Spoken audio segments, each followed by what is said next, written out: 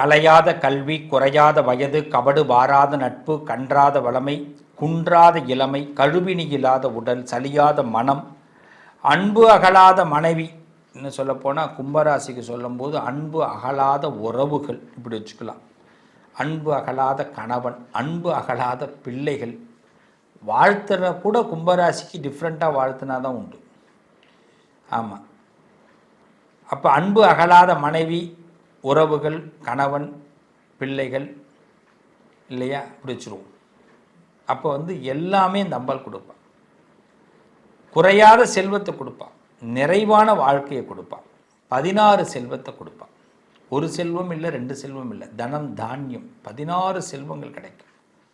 சகல செல்வத்தையும் இந்த அம்பாள் இந்த பராபவ வருஷத்தில், இது ஒரு வாழ்த்து செய்தி மாதிரி இருக்கே நினைக்கிறீங்களா?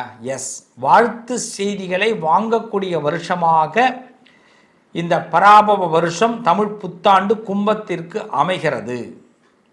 அனைவருக்கும் இனிய தமிழ் புத்தாண்டு நல்வாழ்த்துக்கள். சகல செல்வத்தையும் அன்னை அபிராமி உங்களுக்கு கொடுக்க போகிறா, நம்பி இறங்குங்க. ஆமாங்க, இந்த வருஷத்தில் நிறைய ஐடியா கிடைக்க போகுது. ஃபஸ்ட்டு அதுதான், நிறைய ஐடியாஸ், புது புது பிளான்லாம் போட போகிறீங்க. நாங்கள் தான் நிறைய பிளான் போட்டிருக்கோங்க, ஆனால் நிறையா தோற்றுருக்கோமேங்க. இப்போ இந்த வருஷமும் பிளான் போட்டு தோக்க சொல்கிறீங்க. சரி, உங்களுக்காக பிளானை போடுறோம். தோக்கணும்னு விதி இருந்தால் தோக்குறோங்க, ஜெயிக்கணும்னு விதி இருந்தால் ஜெயிக்கிறோங்க. இப்படி தான் நினைக்கிறீங்க. நினைங்க, தப்பு இல்லை. நீங்கள் நினைக்கிறதுல தப்பே கிடையாது. நடக்கிறதுனால இப்படி நினைக்கிறீங்க.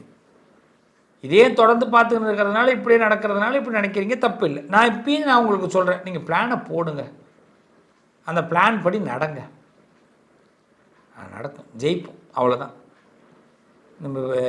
நம்ம சமதளத்துக்கு வந்துடுறோம். கும்பராசிக்காரவங்கன்னா சமதளத்துக்கு. நான் ஒரு வெற்றியையும் அந்த புன்னகையோடு, தோல்வியையும் அந்த புன்னகையோடு.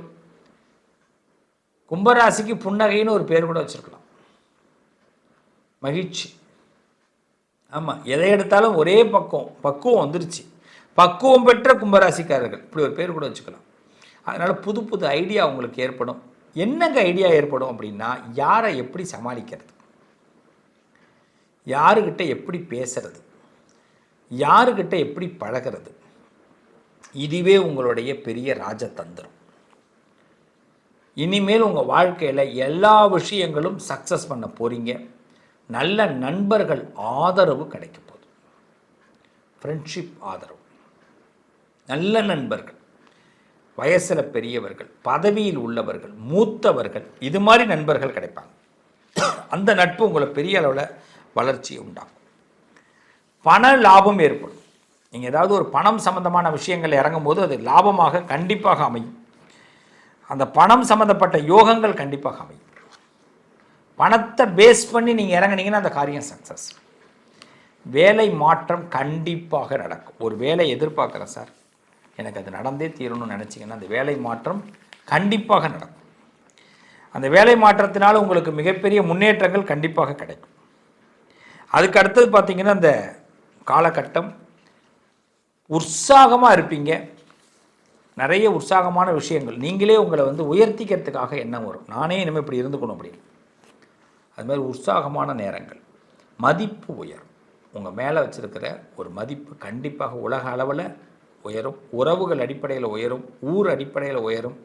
ஆக நல்ல நிலைமைக்கு, நல்ல சூழ்நிலைகளுக்கு, நல்ல யோகத்திற்கு இந்த வருஷம் உங்களை கொண்டு போய் நிப்பாட்டுமே தவிர இந்த வருஷம் உங்களை பலகீனமாக ஆக்காது. பிள்ளைகளாக நம்பிக்கை வைங்க. இவ்வளோ பாசிட்டிவாக சொல்கிறாரு, நெகட்டிவ் ஒன்றுமேவா இல்லை? இருக்குது. இந்த இடத்துல ஒரு நெகட்டிவ் இருக்குது. என்னென்னு பார்ப்போமா? ஆமாம், இந்த உலகம் அடிக்கடி நம்மளை மனக்குழப்பத்துக்கு ஏற்படுத்தும். உலகம்னா என்ன? நாம் யாரை உலகமாக நினைக்கிறோமோ அவர்கள் மூலமாக மனக்குழப்பம் அடிக்கடி ஏற்படும். அப்போ ஏன் மனக்குழப்பம் ஏற்படுது அப்படின்னா, அவங்க நினைக்கிறதும் நம்ம நினைக்கிறதும் மாறுபடும்.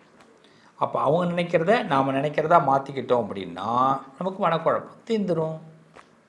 ஐடியா முடிஞ்சிச்சா? தனிமையாக இருக்கட்டும். எதுவுமே வேணாண்டா, வாழ்க்கையில் எதுவுமே வேண்டாம், எல்லாம் பார்த்தாச்சு போதும், கேட்டு புளிச்சு போச்சு, தனியாகவே இருந்துடுறேன் அப்படிலாம் தோணும். ஆனால் ஆண்டவன் விடமாட்டான். அவன் என்ன பண்ணுவான்? உங்கள் தனிமையை கூட பொது இடத்துல தான் வைப்பான். நீங்கள் இப்போ 10 பேர் இருக்கிற இடத்துல நீங்கள் தனிமையாக உங்களை வச்சுருப்பான். உங்களுக்கு மட்டும் அந்த தனிமை தெரியும், மற்ற யாருக்கும் நீங்கள் தனிமையாக இருக்கிறது தெரியாது. அந்த கலகலப்பை கொடுத்து உங்களை தனிமைப்படுத்துவான். அதுலேயும் நல்லது நடக்கும். கொஞ்சம் செலவு அதிகரிக்கும். எதிர்பார்க்குற செலவை விட எதிர்பாராத செலவுகள் அது அதிகரிக்கும். கவலைப்படாதீங்க. இந்த வருஷத்தை பொறுத்தவரை கவலை இல்லாமல் இருக்கணும்னா செலவு பண்ணி பாருங்கள். கவலை இல்லாமல் இருக்கணும்னா நேரத்தை கடத்தி பாருங்கள். எதையும் ஒரு அவசர பகுதியாக பயன்படுத்திட்டு சும்மா இருக்காதீங்க. என்றைக்கு எப்போ சும்மா இருக்கீங்களோ அப்போல்லாம் கும்பத்துக்கு பிரச்சனை வரும். சார் எனக்கு இந்த ஒர்க்கை இன்றைக்கி முடிச்சிட்டேன் சார், ஒரு ஒர்க்கும் கிடையாது சார், இன்றைக்கி ஃபுல்லாக ஃப்ரீயாக இருக்க போகிறேன் அப்படின்னு நீங்கள் நினச்சிட்டிங்கனாலே போதும். அடுத்த நிமிஷம் உங்களுக்கு பிரச்சனைக்கு மேலே பிரச்சனை, அர்ச்சனைக்கு மேலே அர்ச்சனை நடக்கும்.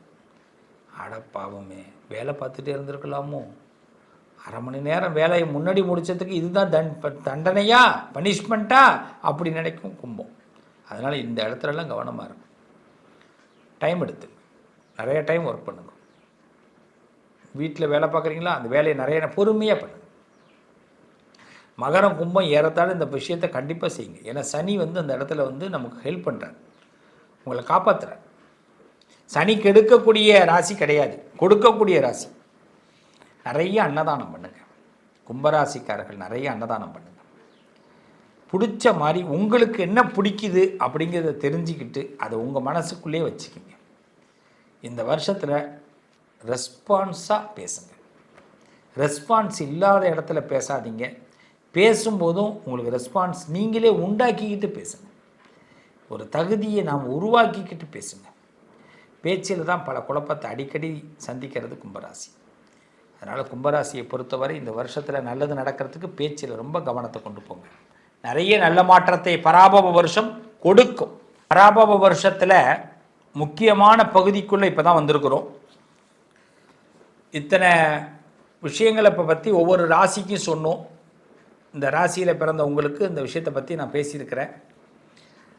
நீங்கள் இந்த ராசியில் பிறந்தது உங்களுக்கு பெரிய பலன்.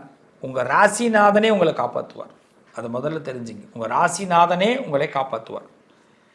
அப்போ என்ன பண்ணணும் அப்படின்னா, அந்த ராசிக்காரர்கள் நம்ம செய்கிற ஒரு விஷயத்தை எல்லோரும் செய்ய வேண்டும். ஃபஸ்ட்டு இந்த வருஷத்தில் மாற்றங்கள் அதிகமாக இருக்கும். நிச்சயமாக குடும்ப வாழ்க்கையில் மாற்றங்கள் ஏற்படும். வேலை விஷயங்களில் மாற்றம் ஏற்படும். பண விஷயங்களில் மாற்றம் ஏற்படும். மாற்றங்கள் அதிகமாக இருக்கும். குட் ஃப்ரெண்ட்ஷிப் கன்ஃபார்மாக நல்லா அமைவாங்க. பழையதை விட புதிய தொடக்கங்கள் இந்த வருஷத்தில் அதிகரிக்கும். பழையதை விட புதிய தொடக்கங்கள், ஒரு விஷயத்தை நான் புதுசாக ஆரம்பிக்கிறேங்க அப்படிங்கிறத நீங்கள் கண்டிப்பாக செய்வீங்க. பொறுமையாக இருந்தீங்கன்னா பெரிய வளர்ச்சியை இந்த வருஷத்தில் பெற முடியும்.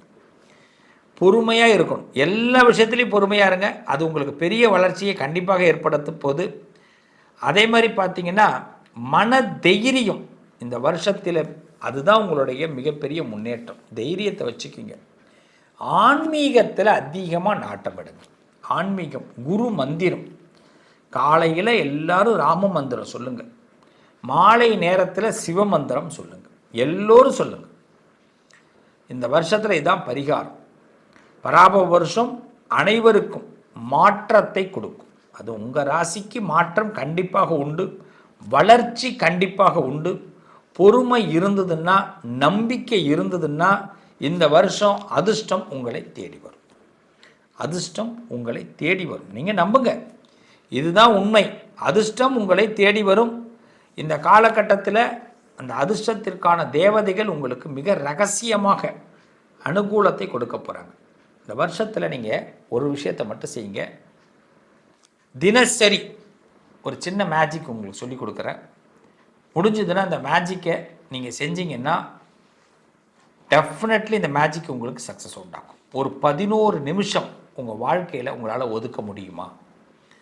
ஒரு 11 நிமிஷம் உங்கள் வாழ்க்கையில் உங்களால் ஒதுக்க முடியும் அப்படின்னா இந்த 11 நிமிஷம், ஒரு நாளையில் 11 நிமிஷத்தை மட்டும் எடுத்துங்க, 11 மினிட்ஸ்.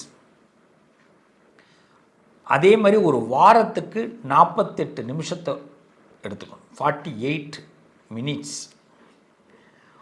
அதே மாதிரி ஒரு மாதத்துக்கு 48 மணி நேரத்தை எடுத்துக்கணும் ஒவ்வொரு மாதமும். அவ்வளோதான். ஒரு நாளைக்கு 11 நிமிஷம், ஒரு வாரத்துக்கு 48 நிமிஷம், ஒரு மாதத்துக்கு 48 ஹவர்ஸ், 48 ஹவர்ஸ்.